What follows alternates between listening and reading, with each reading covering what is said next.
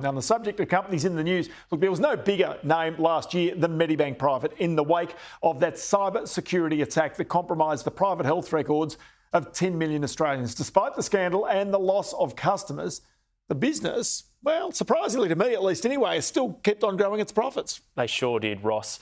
Medibank lifted its half-year profit about 6% and added roughly 35,000 customers during the half. It also lost about 13,000 customers during the second quarter due to the cyber attack. The health insurer lifted its dividend to 6.3 cents per share. It's expecting to increase its customer base by up to 0.25% this half. And Ingrid, what was the share reaction? Well, it was a bit of a welcome, some good news for shareholders for a change today. The stock up 6.5%, pretty steady throughout the session, thanks in part to international students coming back as well to Australia and that slowing of policy losses, as you mentioned. And Ed did catch up with the Chief Executive, David Koskar, a little earlier. Well, that decision that we took then would stand the same today. You know, to pay a ransom, there was no guarantee that that would return the data of our customers. In fact, what it would do is increase the likelihood that we and our customers would be further at risk. So absolutely, we would stick to that decision today. The government is considering new laws which will make company directors accountable for cyber attacks. What's your reaction? You're the victim here, but the government could punish you. How's that fair? Well, to be clear, the victims were our customers, and yes, the cybercrime was committed against us.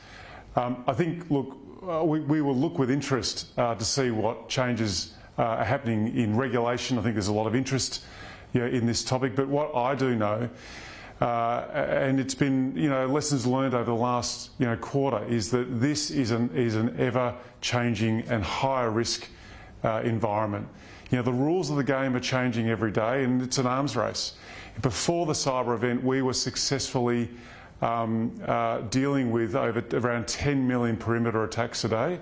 Now it's up to 18 million perimeter attacks a day that we're successfully defending. I think every company needs to remain vigilant and think really hard about what they're doing to ensure and safeguard the data of their customers. There are now class actions from policyholders who were affected by the data breach. Are you planning to set aside any money to pay for potential settlements? Well, what we have done is estimated that the costs to our business of supporting our customers and investing in non-recurring costs to strengthen our environment will be about $40 to $45 million. Other costs, it's too early to speculate. The cyber attack caused you to lose about 13,000 customers. Are you surprised you lost such a small amount?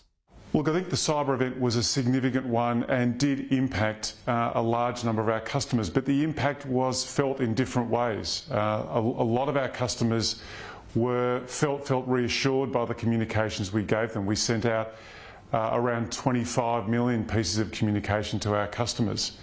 But there were some that were significantly impacted, and we had around 13,000 customers who we supported through our cyber response program.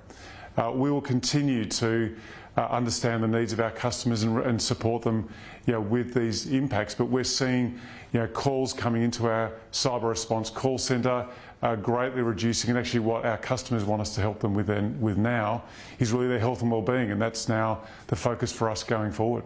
It's a tough economic environment with rising interest rates. Are you seeing consumers starting to cut back on spending and reduce the amount of claims they're making by avoiding the dentist and chiropractor, for example? Well, I think that it is a tough environment, and this is impacting people in different ways. But what we see in our research is that the vast majority of our customers, in fact those who have private health insurance, see it as essential. They're actually cutting back in other areas of their spend outside health. We would encourage all our customers to continue to seek the health treatment they need, continue to invest in their prevention, and that's what we encourage our customers to do.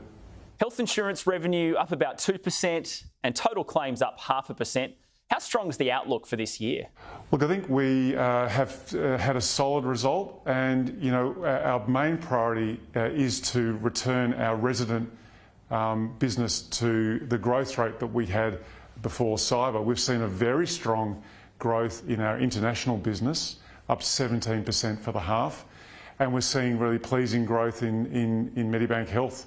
So for us, if we continue to support the needs of our customers in health, we continue to grow and strengthen the very strong foundations we have more broadly in health. We've got multiple opportunities for us to continue to grow and prosper as a business. But, what will absolutely always be the case is we'll keep our customers absolutely firmly as the priority for our business. Well, David Kojkar from Medibank, thanks for your time today. Thanks for having me.